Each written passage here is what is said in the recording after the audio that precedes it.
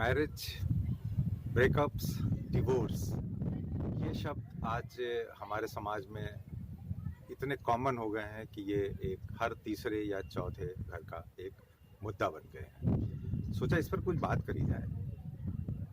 और पीढ़ी दर पीढ़ी या हर 10-10 साल पे ये चीज़ें अपना कंसेप्ट बदल रही हैं। मैरिजेस का कंसेप्ट बदल रहा है, डिवोर्स का कंसेप्ट बदल रहा है और ब्रेकअप्स एक नया वर्ड यूज़ हो गया है। डिवोर्स शादी के बाद जब कोई समझौते नहीं हो पाते हैं तो अपने संबंध विच्छेद होना। हालांकि हिंदू धर्म में कहा जाता है कि डिवोर्स के लायक कोई हिंदी में शब्द ही नहीं बना है। लेकिन अब अगर आप कभी जो पारिवारिक न्यायालय हैं जहाँ पर ये मुकदमे फाइल होते हैं, यदि वहाँ पर कभी जाए तो आपको एक हर महीने, हर साल दर साल एक ग्राफ बढ़ता हुआ दिखेगा, जिसमें हर धर्म के लोग होंगे, चाहे वो हिंदू हो, चाहे मुसलमान हो, चाहे क्रिश्चियन हो।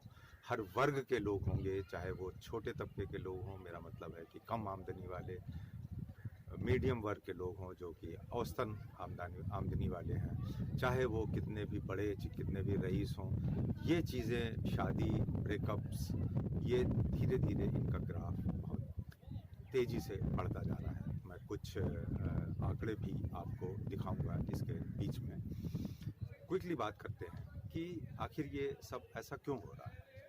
बात क्या है? वही शादी जिसके लिए कि लड़के लड़कियां, घर वाले, दादा नानी सब इतने परेशान होते हैं कि मेरे बच्चे की शादी हो जाए। और वो लड़का भी शादी, कितने पैरामीटर्स तय किए जाते हैं, नौकरी लगने के बाद होगी, पहले होगी, बेटी जो है वो अपना एक सर्टेन कोर्स पास कर ले उसके बाद होगी।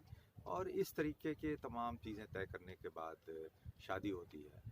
और उसके हर परसेंटेज इतनी बढ़ चुकी है, कहना तो बहुत मुश्किल है कि हर 5वें घर में या हर 10वें घर में ऐसा हो रहा है, लेकिन फिर भी अब ये एक फिनोमेना बहुत कॉमन हो चुका है। अब आइए दूसरी बात पे।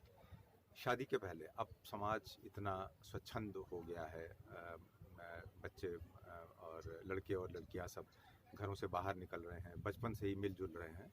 और जो प्रकृति ने जो बात बनाई है, भगवान ने बनाई है, अट्रैक्शन टू अपोजिट सेक्स, वो एक सर्टेन उम्र के बाद 10 साल से या उससे पहले भी 11 साल 12 साल से एक लड़के का लड़की के प्रति और लड़की का लड़के के प्रति होना बिल्कुल स्वाभाविक है। और अगर किसी को ऐसा नहीं होता है तो मेरी समझ से कि वो इंसान बहुत अस्वाभाविक है। खैर, जब ये शुरू होता है तो वो अट्रैक्शन बढ़ता जाता है। और अब ये बहुत कॉमन हो चुका है कि हम हमारे समाज में भी, क्योंकि सब मिल रहे हैं, काफ़ी छूट है बच्चों को इस बात की। तो वो, और जब ऐसा होता है, जब शुरू की मुलाकातें होती हैं, 10 मुलाकातें, 12 मुलाकातें, 1 साल तक, जिसको डेटिंग शब्द भी कहा जाने लगा है, तो उसमें ये होता है कि जो दूसरा पक्ष है उसकी सिर्फ वो अपने आप को, उसका अपना बेस्ट प्रेजेंट करता है सामने, चाहे वो लड़का हो चाहे लड़की हो। और वो उसी से वो आकर्षित होते जाते हैं कि इसके अंदर तो बहुत से गुण हैं। हम इंसान एक गुणों और अवगुणों का मिश्रण है। सब में ना तो सब अच्छाइयाँ हैं, ना ही सब बुराइयाँ हैं। लेकिन उस दौरान वो सारी अच्छाइयाँ ही सामने आती हैं, सब तरीके की। दोनों अपने आप को बेस्ट प्रेजेंट करते हैं, अच्छे से ड्रेसअप करके आते हैं, नाखून काट के आते हैं, कुछ ना कुछ मेकअप लगा लेते हैं, हेयर डाई करते हैं, जो कुछ भी करते हैं। और बाकी बहुत से चीज़ें करते हैं जो उनके अंदर होती हैं। उसको मैं दिखावा नहीं कहूँगा, लेकिन उस पीरियड में सिर्फ यही बातें एक दूसरे के सामने आती हैं, जिससे वो अट्रैक्शन बढ़ता जाता है। And then they finally decide to go for a marriage. घर वाले भी तैयार हो जाते हैं। बहुत, इसके अलावा भी बहुत सी चीज़ें होती हैं, दो परिवारों का, दो घरों का। लेकिन शादी होने के बाद खैर कुछ दिनों तक तो एक रंगीन माहौल रहता है, वो रहना भी चाहिए। और फिर जब 24 घंटे, 1 घंटे साथ रहना और 24 घंटे साथ रहना, दोनों में बहुत फ़र्क है। 24 घंटे तक कोई भी इंसान अपना सिर्फ बेस्ट पार्ट सामने नहीं रख पाता। छोटी छोटी चीज़ें, छोटी छोटी खूबियाँ या छोटी छोटी नापसंदगी, वो धीरे धीरे सामने आना शुरू होती है। और फिर वहाँ पे जो पुरानी पीढ़ी थी, या अब से 25 साल 20 साल पहले, वो काफ़ी एक दूसरे की चीज़ों को समझ करके, जिसको कि कॉम्प्रोमाइज़ कहा जाता है, वो मान लेते थे। मैं कॉम्प्रोमाइज़ नहीं कहूँगा, एक दूसरे की पसंद की कदर करना, और वो चीज़ें चलती जाती थी। लेकिन अब शायद धीरे धीरे, और जो ब्रेकअप्स होते हैं उनमें क्या होता है, शादी के पहले ही एक दूसरे इंसान की ऐसी बहुत सी चीज़ें, एक चाहे वो लड़का हो या लड़की हो, एक दूसरे को नापसंद आने लगती हैं कि ये ऐसा है, ये वैसा है, और वो जब एक्सट्रीम पर पहुंच जाता है तो उसी को ब्रेकअप कहते हैं। फिर और अगर शादी हो जाती है और उसके बाद यही सब चीज़ें होती हैं तो फिर वो डिवोर्स के लेवल तक बात पहुंच जाती है। अब क्या समाधान है? समस्या है, बढ़ती जा रही है, क्योंकि आपको एक दूसरे की बहुत मतलब मामूली सी बात है, कंप्रोमाइज़ करना क्या उचित है, क्या अपनी इच्छाओं को, बहुत मैं छोटे छोटे एग्जाम्पल दूंगा। किसी को क्रिकेट देखना पसंद है, दोनों पक्ष में से एक को नहीं पसंद है।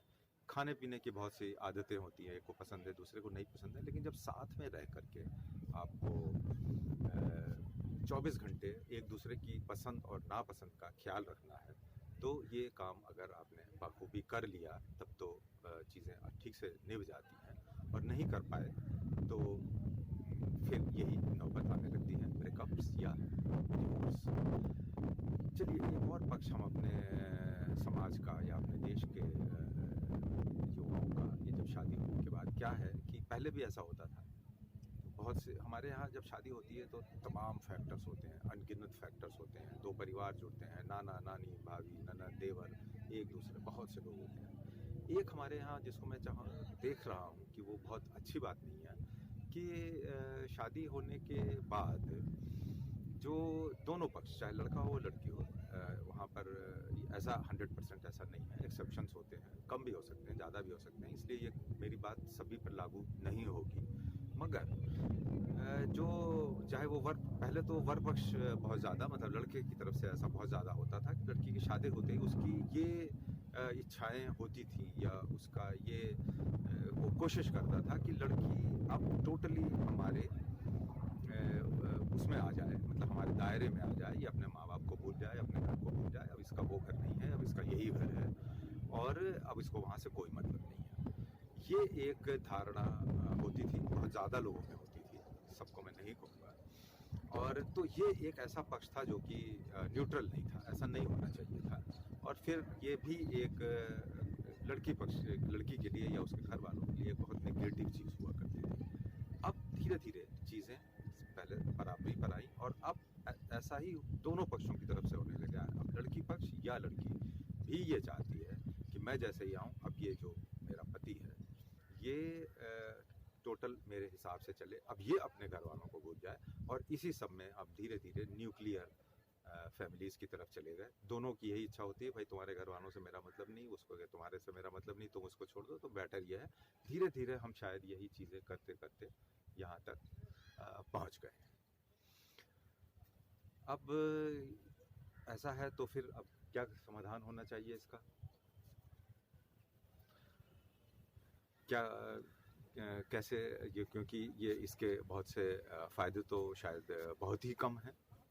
फ़ायदे सिर्फ इतने ही हैं कि आप अपनी इच्छा से कुछ दिन ज़िंदगी बिता लेते हैं, बच्चे पैदा हो जाते हैं, सब थोड़े थोड़े बड़े होने लगते हैं, फिर आपको ज़रूरत महसूस होने लगती है अपने परिवार की, अपने बुज़ुर्गों की, माँ बाप की, दादा नानी नानी वगैरह वगैरह। लेकिन वो कुछ मामला इतना बिगड़ चुका है समाज में कि उस पर वापस आ भी सकते हैं, नहीं भी आ सकते हैं, पता नहीं क्या होगा, लेकिन चीज़ें बिखरना शुरू हो गई हैं। अब क्या हल क्या है इसका? बहुत जल्दी बताना। हल यही है कि हम फिर उसी लेवल पे किसी तरह से पहुंच जाएं जहां आज से 25 साल पहले थे, 30 साल पहले थे, कि एक दूसरों की भावनाओं की कद्र करें। एक दूसरे को, आज एक शब्द बहुत कॉमन सा हो गया, स्पेस चाहिए। सब, हर लड़का लड़की बोलता है I want space, I want space. Space का क्या मतलब है कि भाई मैं अपनी इच्छाओं से भी कुछ ना कुछ करता रहूं या करती रहूं, और आप उसको अगर पसंद नापसंद ना करो तो कम से कम मेरी बात को समझो। शायद इतनी सी ही बात अगर हो जाए तो बहुत कुछ समाधान इसका निकल आएगा, ऐसा मेरा मानना है। स्पेस एक देना एक इसका सॉल्यूशन है मेरी समझ से।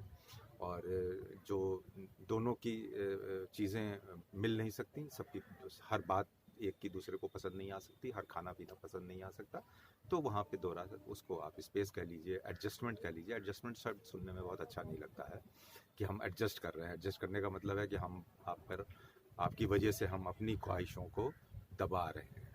कंप्रोमाइज़ शब्द भी अच्छा नहीं है। Space word is a good word for this, space दें और बजाय और कोशिश करें कि जो परिवारों में जो वो दूरियां पैदा कर दी हैं कहीं कहीं कुछ लोगों ने, सबने नहीं, उसमें भी आप उसका महत्व समझें। अब एक लड़की जहाँ पर वो अपने घर 20 साल 16 साल 25 साल रह कर आई है, आप कैसे सोच सकते हैं कि वो अपने माँ बाप से दूर हो जाए, अपने भाई बहनों से दूर हो जाए, जब आपकी मर्जी हो तब मिले, जब मर्जी ना हो ना मिले।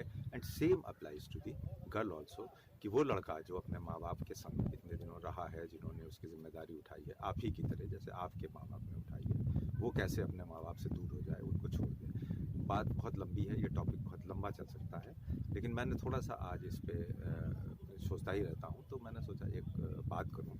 और एक बहुत कॉमन सी चीज़ें हैं, सब लोग जानते हैं, लेकिन अगर बार बार इस बात को देखा जाएगा या सुना जाएगा तो शायद दिमाग में कुछ मंथन किया जा सकता है, कुछ ब्रेन स्टॉर्मिंग की जा सकती है।